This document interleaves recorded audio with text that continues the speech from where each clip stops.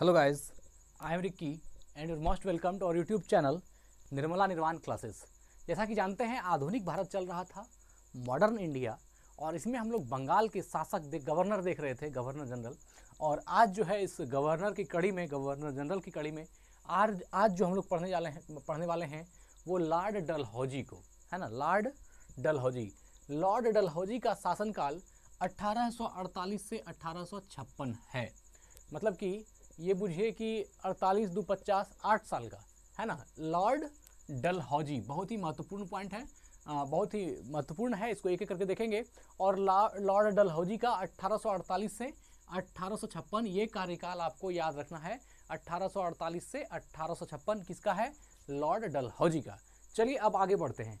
इस वीडियो में लॉर्ड डलहौजी चूंकि लंबा चैप्टर है, इसलिए इसमें हम दो पार्ट में लॉर्ड डलहौजी पार्ट 1 और लॉर्ड डलहौजी पार्ट 2, तो आज जो आप लोग यहाँ तक देख पाएंगे ये पार्ट 1 होगा। और इसके बाद अगली वीडियो जो मैं पोस्ट करूँगा उसमें डलहौजी का जो रेस्ट पॉइंट बचा हुआ है उसको ले लूँगा और दोनों ही पार्ट में वो एंड हो जाएगा। चलिए तो पहला पॉइंट क्या है, आज की वीडियो का आगाज करते हैं पहले पॉइंट के साथ। द्वितीय आंग्ल सिख युद्ध 1848 से 1856 ईस्वी तथा पंजाब का ब्रिटिश शासन में विलय 29 मार्च 1849 ईस्वी 29 मार्च 1849 ईस्वी जगत प्रसिद्ध सिख राज्य का प्रसिद्ध हीरा कोहिनूर महारानी विक्टोरिया को भेज दिया गया। देखिए क्या कर रहा है, लंबा सेंटेंस है। लॉर्ड डलहौजी का पहला पॉइंट है कि द्वितीय आंग्ल सिख युद्ध। देखिए हम लोग आंग्ल सिख युद्ध चैप्टर पढ़ चुके हैं और इसमें जो पॉइंट था द्वितीय आंग्ल सिख युद्ध, प्रथम आंग्ल सिख युद्ध, इसे हम लोग देख चुके हैं। तो ये द्वितीय आंग्ल सिख युद्ध है, यह 1848 से 1849 के बीच हुआ, है ना। और यह जो है तथा पंजाब का ब्रिटिश शासन में विलय हो गया। पंजाब का आप जानते हैं कि द्वितीय आंग्ल सिख युद्ध के साथ ही पंजाब का विलय ब्रिटिश शासन में हो गया, है ना। ब्रिटिश शासन में विलय कब हो गया? 29 मार्च 1849। ये द्वितीय सिख युद्ध के साथ ही विलय हो गया। 29 मार्च 1849 ईस्वी को पंजाब का ब्रिटिश शासन में विलय हो गया। और जगत प्रसिद्ध जो सिख राज्य का हीरा था, सिख राज्य का प्रसिद्ध हीरा था कोहिनूर, है ना, प्रसिद्ध हीरा कोहिनूर था, वह महारानी विक्टोरिया को भेज दिया गया। और जीतने के बाद क्या किया, वह जो कोहिनूर हीरा था वह महारानी विक्टोरिया को भेज दिया गया। ये कोहिनूर हीरा जो था बहुत ही बेशकीमती हीरा है। ये भारत के गोलकुंडा के खान में निकला एक ऐसा हीरा है जो बहुत ही मतलब हीरे की दुनिया का बादशाह है। इतना अच्छा कोई हीरा दूसरा पूरे विश्व में नहीं है। बाबर ने जब पहली बार इस हीरे को देखा था तो कहा था कि इस हीरा से पूरे वर्ल्ड को 2.5 दिन तक भोजन प्रोवाइड किया जा सकता है, इतना बेशकीमती हीरा है यह कोहिनूर हीरा। ऐसे ही हमारा देश जो है सोने की चिड़िया नहीं कही जाती थी, कुछ चीज़ें हैं। और जानते हैं 1700 कुछ ईस्वी तक, 1738 या हमको एग्जैक्ट याद नहीं है, कुछ ईस्वी तक गोलकुंडा जो है वह विश्व का प्रथम हीरे की खान हुआ करती थी पूरे विश्व में। 1738 या कुछ ईस्वी है, 1700 ही ईस्वी का कोई बात है, उसमें पूरे विश्व में कहीं भी जो है हीरा का खान नहीं था, वह गोलकुंडा सिर्फ भारत में था। तो उसी से निकला हुआ वह हीरा है कोहिनूर। और कोहिनूर के साथ बहुत सारी किंवदंतियाँ भी है। ये कहता है कि जो भी पुरुष शासक में हाथ में जाता है उसके लिए दुर्भाग्य और उसकी मौत का कारण बनती है। जितना भी शासक, कोहिनूर सिर्फ आज एक के हाथ में नहीं रहा, पूरे की जितना भी शासन प्रणाली आप देखेंगे, बाबर और इसको देख लीजिए, सबके साथ गया लेकिन किसी के हाथ में रहा नहीं। और साथ ही साथ जिसके हाथ में गया अगर वह पुरुष रहा तो उसको बर्बाद किया, उसके दुर्भाग्य का और उसके मौत का कारण कोहिनूर बना है। यह कोहिनूर की बहुत गंदी है। लेकिन हाँ, इसके साथ एक पॉजिटिव बात क्या है कि जब भी ये किसी महिला साम्राज्य के पास गई, महिला शासिका के हाथ में गई या महिला स्वामित्व के हाथ में गई, तो उसके साथ ये अच्छा हुआ, उसका जो है कहीं ना कहीं और उसके हर चीज़ में इजाफा हुआ। मतलब उसके लिए जो है ये सौभाग्यपूर्ण रहा, लेकिन पुरुषों के लिए दुर्भाग्यपूर्ण रहा, है ना। तो ये कोहिनूर भारत के गोलकुंडा में निकला। और कोहिनूर का अर्थ होता है आभा या रोशनी का बहुत बड़ा पहाड़, रोशनी का बहुत बड़ा पुंज, जिसको हम लोग कोहिनूर कहते हैं। ये एलिजाबेथ द्वितीय के पास वर्तमान में जो है एलिजाबेथ द्वितीय के हाथ में है, एलिजाबेथ द्वितीय के पास है, यह उसकी वर्तमान स्वामी है। और स्त्री के सौभाग्य सिद्ध हुई। साथ ही एक कहा जाता है कोहिनूर के साथ कि आनंद बाबू एक शासक थे जिन्होंने कि इस कोहिनूर हीरे को चख लिया था और चखने के बाद ही उनकी मृत्यु हो गई थी। चलिए ये हो गया कोहिनूर के संबंध में। आगे बढ़ते हैं। द्वितीय आंग्ल सिख युद्ध के दौरान 3 युद्ध लड़े गए। द्वितीय आंग्ल सिख युद्ध के दौरान 3 युद्ध लड़े गए। प्रथम रामनगर का युद्ध। यह जो रामनगर है, यह रामनगर गुंजारवाल जिले पंजाब में है। पंजाब का एक जिला है गुंजारवाल, वहीं पर यह रामनगर था, है ना। तो 3 युद्ध लड़े गए। प्रथम रामनगर का युद्ध 16 नवंबर 1848 ईस्वी को, है ना। प्रथम कब लड़ा गया? 16 नवंबर 1848 ईस्वी को। द्वितीय आंग्ल सिख युद्ध के दौरान 3 युद्ध। देखिए, पहला आंग्ल सिख युद्ध हुआ और जो द्वितीय आंग्ल सिख युद्ध हुआ उसके द्वितीय आंग्ल सिख युद्ध के अंतराल में 3 युद्ध हुआ। उसके अंतर्गत, है ना, युद्ध के दौरान 3 युद्ध लड़े गए। प्रथम, जिसको द्वितीय सिख युद्ध, द्वितीय आंग्ल सिख युद्ध जिसको कहा गया, उसके अंतर्गत 3 युद्ध लड़ा गया था। उसमें प्रथम रामनगर का युद्ध था 16 नवंबर 1848 को। अनिर्णित मतलब कोई निर्णय नहीं हुआ कौन जीता कौन हारा। दूसरा चिलियावाला, है ना, चिलियावाला का युद्ध। यह चिलियावाला अभी पंजाब में है, जो अभी वर्तमान में कहाँ चला गया? पाकिस्तान में, है ना। दूसरा चिलियावाला, इस युद्ध में अंग्रेज को बहुत नुकसान सहना पड़ा था। अनिर्णित दूसरा हो गया, अनिर्णित हो गया प्रथम रामनगर का युद्ध 16 नवंबर 1848 को। दूसरा हो गया चिलियावाला का युद्ध 13 जनवरी 1849 को। 13 जनवरी 1849 को अनिर्णित मतलब इसमें भी कोई निर्णय नहीं हुआ। तीसरा युद्ध हुआ गुजरात का चिनाव नदी पे, है ना। गुजरात चिनाव नदी के किनारे, है ना, गुजरात नामक स्थान पर, है ना। तीसरा युद्ध गुजरात चिनाव नदी के किनारे स्थान पर कितना? 12 मार्च 1849 को यह युद्ध हुआ है। 12 मार्च 1849 को हुआ, जिसमें सिख बुरी तरह पराजित हुए। और इसमें क्या हो गए? सिख जो है वो बुरी तरह से पराजित हो गए, सिख लोगों की पराजय हो गई। तो यह जो तीसरा युद्ध है वह हुआ गुजरात में चिनाव नदी के, कहाँ हुआ? गुजरात में हुआ, चिनाव नदी के किनारे। तो अब आपको यह चीज़ याद रखना है, द्वितीय आंग्ल सिख जो युद्ध हुआ उसके अंतर्गत 3 युद्ध लड़े गए। कौन कौन? तो सबसे प्रथम जो लड़ा गया वह रामनगर का युद्ध। प्रथम रामनगर का युद्ध 16 नवंबर 1848 ईस्वी को। दूसरा चिलियावाला का युद्ध 13 जनवरी 1849 ईस्वी को। और तीसरा युद्ध गुजरात चिनाव नदी के किनारे, है ना, गुजरात नामक स्थान पर चिनाव नदी किनारे 12 जनवरी 1849 ईस्वी को हुआ, जिसमें सिख बुरी तरह पराजित हुए। और यही जो तीसरा वाला जो आंग्ल सिख युद्ध जो दूसरा था, उसका जो तीसरा अंग हुआ, मतलब कि द्वितीय आंग्ल सिख युद्ध के दौरान 3 युद्ध हुए और जो तीसरा युद्ध हुआ वह निर्णायक हुआ और वह गुजरात के चिनाव नदी के किनारे हुआ। और 12 मार्च 1849 ईस्वी को सिख क्या हो गए? बुरी तरह पराजित हो गए। और इसी के साथ क्या किया? उसको अंग्रेज अपने शासन में मिला लिया, अपने में वो उसको हरा दिया और उसको मिला लिया। बाकी 2 युद्ध में अंग्रेजों को नुकसान सहना पड़ा है। तो चिलिया वाला युद्ध जो हुआ इसमें अंग्रेज को बहुत भारी नुकसान हुआ, लेकिन तीसरा युद्ध में वह जीत गया। और तीसरा युद्ध में क्या हुआ? वह बुरी तरह से पराजित हो गया। तो यह देखिए, यह जो रामनगर गुंजारवाल वाला जो युद्ध था, यह आपका राजा शेर सिंह, राजा शेर सिंह जो थे, जो इसके कैप्टन थे सिखों की तरफ से, और उधर अंग्रेजों की तरफ से था सर ह्यूग गफ। सर ह्यूग गफ जो थे वो रामनगर वाले युद्ध में अंग्रेजों का नेतृत्व कर रहे थे। और इसमें यह भी अनिर्णित रहा, मतलब कि कौन जीता कौन हारा कुछ नहीं, दोनों का नुकसान होकर रहा। ज़्यादा अंग्रेजों का नुकसान हुआ। चिलिया वाला युद्ध में जो 13 जनवरी 1849 को हुआ, यह भी अनिर्णित रहा, इसमें भी नुकसान अंग्रेजों का ही हुआ। लेकिन तीसरा युद्ध जो गुजरात में चिनाव नदी के नामक स्थान पर हुआ 12 मार्च 1849 ईस्वी को, इसमें सिख क्या हो गए? बुरी तरह से पराजित हो गए। तो यह तीनों युद्ध जो है इसको आपको ध्यान में रखना होगा कि रामनगर का कब हुआ, है ना, चिलिया वाला का कब हुआ और गुजरात में चिनाव नदी किनारे कब हुआ। तो तीनों को 16 नवंबर 1848, 13 जनवरी 1849 और 12 मार्च 1849 इसको आपको याद रखना होगा। खैर, हम एक वीडियो बनाएंगे जिसमें कि इसको एकदम साफ करके इस सबको, जो अंग्रेज सिख युद्ध है उसको हम लेकर के आएंगे। इसको भी हम ऐसे पढ़ा रहे हैं लेकिन उसको भी लेकर के आएंगे। चलिए, द्वितीय आंग्ल बर्मा युद्ध। द्वितीय आंग्ल बर्मा युद्ध और 1852 ईस्वी में लोअर बर्मा एवं पीगू को अंग्रेजी राज्य में मिला लिया गया। यह लोअर बर्मा जगह का नाम है।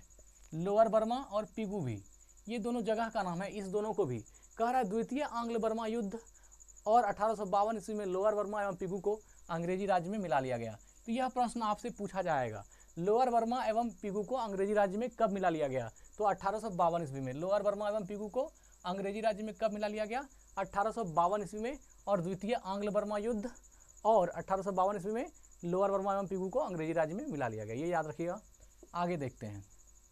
डलहौजी ने सिक्किम पर 2 अंग्रेज डॉक्टरों के साथ दुर्व्यवहार का आरोप लगाकर सन 1850 ईस्वी में उस पर अधिकार कर लिया। सिक्किम पर देखिए, अंग्रेज ये सब चाल चलते रहते थे। वो शासन अपने हाथों में लेने के लिए, पूरा एक छत्र शासन करने के लिए वो बहुत सारा चाल चलता था।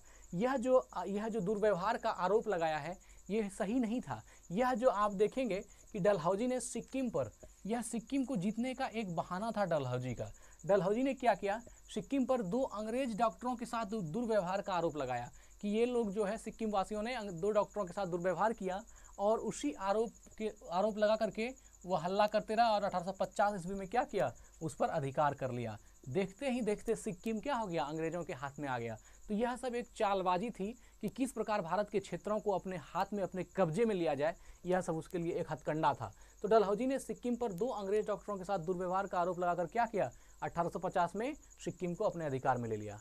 आगे बढ़ते हैं। 1850 ईस्वी में एक इनाम कमीशन, देखिए ये सब हथकंडा है, इनाम कमीशन की स्थापना की गई। इसका उद्देश्य भूमि कर रहित जागीरों का पता करके उन्हें छीनना था। अब देखिए ये सब क्या क्या चालबाजी है, यह सब एक तरीका है, सिर्फ एक बहाना बना करके दूसरे के हाथों की जो जिसके पास जो ज़मीन है उसको हड़प करने की एक तरीका है। क्या किया, 1852 ईस्वी की बात है। 1852 ईस्वी में एक इनाम कमीशन, एक आयोग लाया, इनाम आयोग या इनाम कमीशन की स्थापना की गई। और इस इनाम कमीशन में होता क्या था, इस इनाम कमीशन को बनाने का उद्देश्य ये था कि जो लोग बढ़िया से कर नहीं दे रहा है, टैक्स नहीं दे रहा है, उसकी ज़मीन को छीन लेना है। और यह चूँकि प्रभुत्वशाली तो हो ही गया था और जैसे चाहता था उस तरह करने में भी सक्षम हल्का हल्का हो गया था, इसलिए धीरे धीरे यह सब हथकंडा अपनाते गया और समृद्ध शक्तिशाली बनता चला गया। तो ये क्या किया, 1852 ईस्वी में एक इनाम कमीशन की स्थापना की गई। इसका उद्देश्य देखिए, इनाम कमीशन जो स्थापना किया इसका उद्देश्य क्या था, भूमि कर रहित, ऐसी भूमि जो कर रहित है, जिसका टैक्स नहीं दिया जा रहा है, कर रहित जागीरों का, जागीर का पता करके उन्हें छीनना था। अब बताइए, अब जो जागीर, जो व्यक्ति जो टैक्स जिस ज़मीन की नहीं मिल रही है, जिस ज़मीन का कर अंग्रेजों को नहीं मिल रहा है, उस ज़मीन को छीन लेना है। तो यह नीति क्या कहलाई, इनाम कमीशन कहलाई। और इसका उद्देश्य क्या था, जागीर रहित ज़मीनों को अपने कब्जे में करना, उसको छीन लेना। डलहौजी का शासनकाल, उसके व्यापगत सिद्धांत, सारा डॉक्ट्रिन्स ऑफ लॉ, ये बेहतरीन, देखिए कितना डॉक्ट्रिन्स ऑफ लॉ लैब्स जो है, यह भी बहुत ही घटिया काम किया डलहौजी ने। डलहौजी का शासनकाल उसके व्यापगत सिद्धांत अर्थात डॉक्ट्रिन ऑफ लैप्स के कारण अधिक याद किया जाता है। डॉक्ट्रिन ऑफ लैप्स के लिए जो है डलहौजी को अधिक याद किया जाता है। अब ये व्यापगत सिद्धांत या डॉक्ट्रिन ऑफ लैप्स क्या है, इसको हम लोग समझते हैं।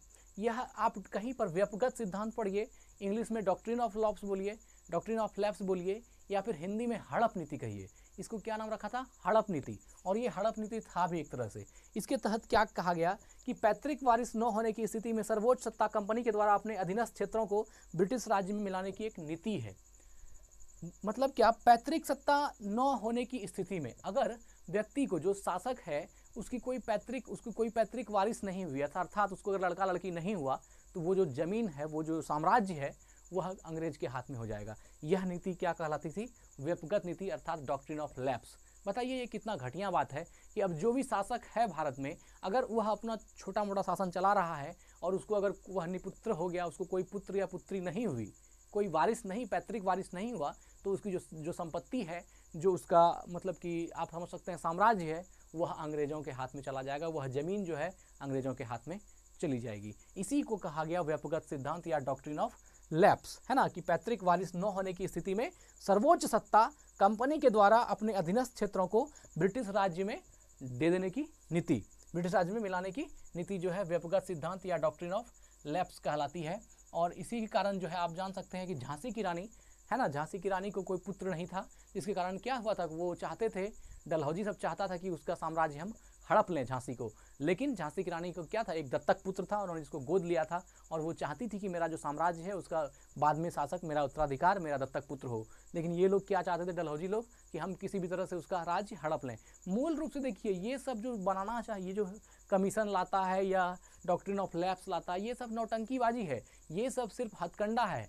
और हथकंडा इसलिए बनाता है कि आखिर आपसे अगर मान लीजिए हमको लड़ाई करना है, तो कोई ना कोई खोट तो खोटना होगा ना। तो ये सब एक खोट है। मूल रूप से वो प्रभुत्वशाली हो चुका था, वो ताकतवर हो चुका था, वो सिर्फ नौटंकीबाजी, ये सब जो नया नया हथकंडा कमीशन, इनाम कमीशन लगाता है, व्यापगत सिद्धांत लगाता है, ये सब मूल रूप से सिर्फ इसलिए था कि कोई बहाना से हम आपसे लड़ें, हम आपसे संपदा पर अटैक करें, आपके साम्राज्य को हम छीनें, ये अब छीनने के लिए एक बहाना था, चूंकि ताकतवर तो हो ही गया था, धीरे धीरे रहते रहते यहाँ पूरी तरह से वो उसका शासन तो हो गया था। ये सब बहाना से क्या करना चाहता था, बस सिर्फ लूटना और अपने अंदर, अपने शासन में अधीनस्थ अपने अंदर उसको विलय करना चाहता था। और लास्ट में वही किया, झांसी की रानी के साथ, वीर कुंवर सिंह के साथ क्या हुआ, वही सब हुआ, तो ये वही सब किया गया। चलिए, इस नीति अर्थात डॉक्ट्रिन ऑफ लैप्स की नीति के तहत अंग्रेजी साम्राज्य में विलय किए गए राज्य थे। अब देखिए, डॉक्ट्रिन ऑफ लैप्स के जरिए वो कितना राज्य को अपने अंदर कर लिया। देखिए, सर्वप्रथम सतारा 1848 ईस्वी में, सतारा को कर लिया 1848 ईस्वी में। जैतपुर बुंदेलखंड है ना, जैतपुर बुंदेलखंड में है, और संभल उड़ीसा, इसको 1849 ईस्वी में, है ना, और संभल उड़ीसा को 1849 ईस्वी में। बघाट हिमाचल प्रदेश, बघाट हिमाचल प्रदेश को 1850 ईस्वी में, हिमाचल प्रदेश बघाट को भी 1850 में अपने कब्जे में ले लिया। उदयपुर मध्य प्रदेश 1852 ईस्वी में, और उदयपुर जो मध्य प्रदेश में है इसको भी 1852 में अपने मिला लिया। झांसी 1853 ईस्वी में, झांसी देखिए, झांसी की रानी जो लक्ष्मीबाई थी उनको भी 1853 ईस्वी में ले लिया और अपने मिला लिया उसके साम्राज्य को। और नागपुर 1854 ईस्वी में, नागपुर को भी 1854 ईस्वी में अपने में मिलाने में सक्षम हो गया, अर्थात अपने में विलय कर लिया। तो देखिए, इस नीति के तहत डॉक्ट्रिन ऑफ लैप्स, इस नीति मतलब किस नीति, डॉक्ट्रिन ऑफ लैप्स या व्यपगत सिद्धांत या हड़प की नीति के तहत अंग्रेजी साम्राज्य में विलय किए गए राज्य कौन कौन था। सतारा 1848 ईस्वी में, जैतपुर बुंदेलखंड में जो है, ये जैतपुर बुंदेलखंड और संभलपुर उड़ीसा, है ना, जैतपुर बुंदेलखंड में और संभलपुर उड़ीसा, इसको 1849 में, है ना, जैतपुर और संभलपुर को 1849 में, सतारा को 48 में, बघाट जो हिमाचल प्रदेश में है, बघाट को 1850 में, बघाट को 1850 में, उदयपुर जो मध्य प्रदेश में है, इस उदयपुर को 1852 में मिला लिया, और झांसी को 1853 में, है ना, झांसी को 1853 ईस्वी में अपने में विलय कर लिया, और नागपुर को 1854 में, नागपुर को 1854 में खुद में विलय कर लिया, 1854 में नागपुर को। तो यह आपको पूछा जाता है कि सतारा जो है अंग्रेजी शासन में कब विलय हुई, 1848 में, जैतपुर बुंदेलखंड में जो है और जो संभल उड़ीसा में है ये कब अंग्रेजी राज्य में विलय हुआ, 1849 में। बघाट जो हिमाचल प्रदेश में, ये कब जो है इसमें अंग्रेजी में विलय हुआ, अंग्रेजी राज्य में विलय हुआ 1850 में। उदयपुर जो मध्य प्रदेश में है, यह कब विलय हुआ अंग्रेजी राज्य में, 1852 में हुआ। और झांसी 1853 में, नागपुर 1854 में। झांसी नागपुर देखिए 53-54 लगातार है, 49-50 यहाँ भी लगातार है। देखिए संभलपुर और जोधपुर ये हो गया 49 में, बघाट 50 में, उदयपुर 52 में, सतारा 48 में। तो इस तरह करके जो है कुछ राज्य जो थे उसको क्या कर दिया, व्यपगत सिद्धांत डॉक्ट्रिन ऑफ लैप्स के तहत उन्होंने क्या किया, अपने में मिला लिया। चलिए अब आगे बढ़ते हैं, अगला पॉइंट। 1856 ईस्वी में अवध को, 1856 ईस्वी में अवध को कुशासन का आरोप लगाकर, देखिए यहाँ क्या कर दिया, कुशासन का आरोप लगाकर अंग्रेजी राज्य में मिला लिया गया। उस समय अवध का नवाब वाजिद अली शाह था। अवध का नवाब कौन था, वाजिद अली शाह। क्वेश्चन करेगा जब अवध को अंग्रेजी राज्य में मिला गया तो अवध का नवाब कौन था, वाजिद अली शाह था। 18वीं शताब्दी में अवध राज्य का संस्थापक सआदत खां था। अवध राज्य के संस्थापक कौन थे, सआदत खां थे, तो ये भी याद रख लीजिए।